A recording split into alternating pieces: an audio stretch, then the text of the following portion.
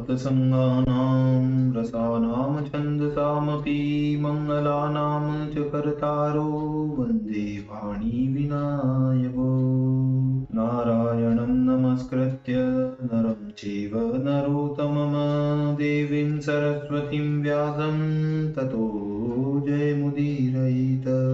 गुरुर्ब्रह्मा गुरुर्विष्णु गुरुर्देवो महेश्वर गुरुर्साक्षात् परब्रह्म तस्मै श्री गुरुवे नमः। बोलिए सियावर रामचंद्र भगवान की जय, राधावर कृष्ण कन्हैया लाल भगवान की जय, उमा महेश्वर भगवान की जय, गायत्री ब्रह्मदेव भगवान की जय, सद्गुरुदेव भगवान की जय, माता पिता गुरुदेव की जय, समस्त संतगण भगवान की जय, समस्त भक्तगण भगवान की जय। ओम नमः पार्वती पतये हर हर महादेव।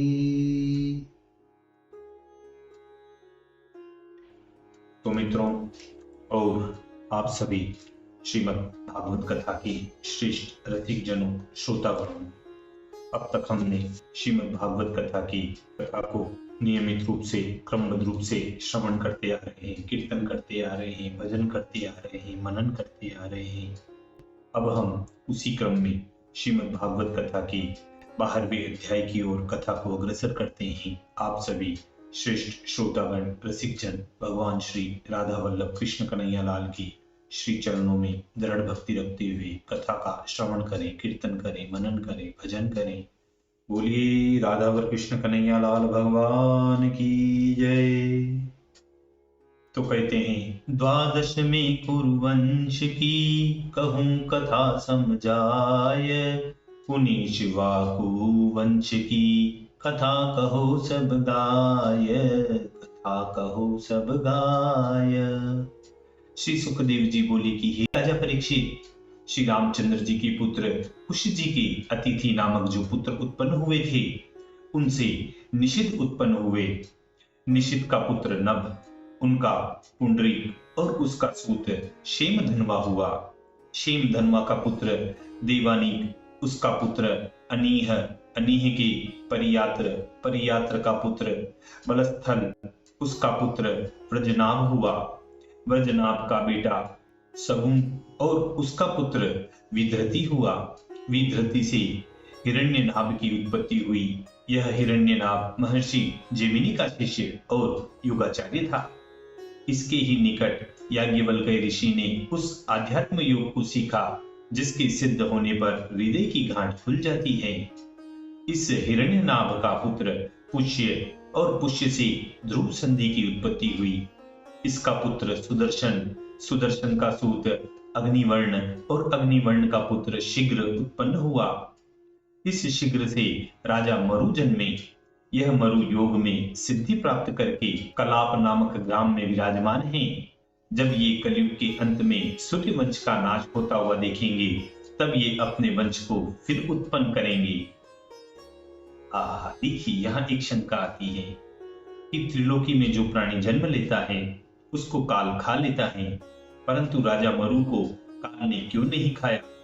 जो राजा मरु कलयुग के नाश हुए पीछे सूर्यवंश को फिर उत्पन्न करेंगे। तो इस शंका के उत्तर में इस प्रकार कहा गया है कि राजा मरु बाल्य अवस्था से ही परमेश्वर का भजन करने लगा था और भजन करते करते बड़ा योगी हो गया।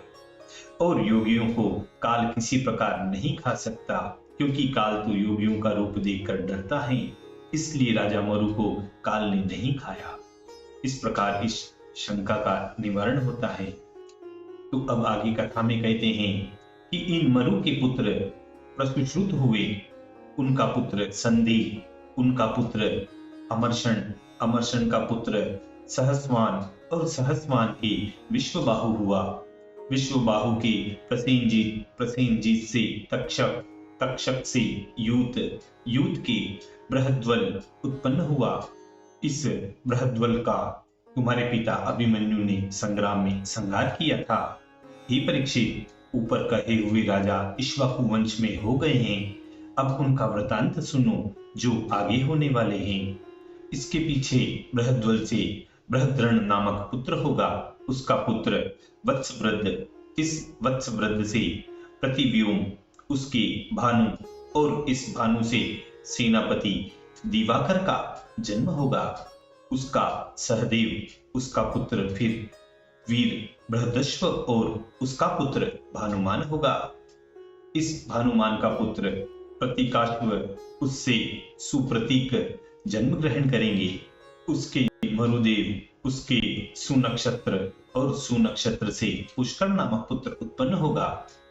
उसके अंतरिक्ष उसका पुत्र सूतपा, उसके पुत्र अमित्रजीत, और उसका पुत्र बृहद्राज्य होगा। बृहद्राज्य की बरही, और बरही से कृतंजय का जन्म होगा। कृतंजय का पुत्र रणंजय, और उससे संजय की उत्पत्ति होगी। संजय का पुत्र शाक्य, शाक्य का पुत्र सुद्धोद, और उसका पुत्र लांगल होगा। लांगल से प्रसेनजीत, उससे शूद्रक, और शूद्रक से रनक, और रनक से सूरत जन्म लेगा। हे महाराज परीक्षित, सूरत के यहाँ सुमित्र जन्म ग्रहण करेगा, और ये सब राजा बृहद्वल के वंश में उत्पन्न होंगे।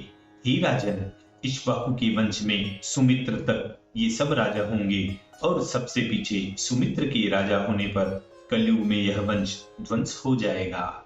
इसी मधुर संवाद के साथ श्रीमद् भागवत कथा के 9वें स्कंद के 12वां अध्याय पूर्ण है। 12वें अध्याय की पूर्णता व समाप्ति होती है। बोलिए श्री कृष्ण कन्हैया लाल भगवान।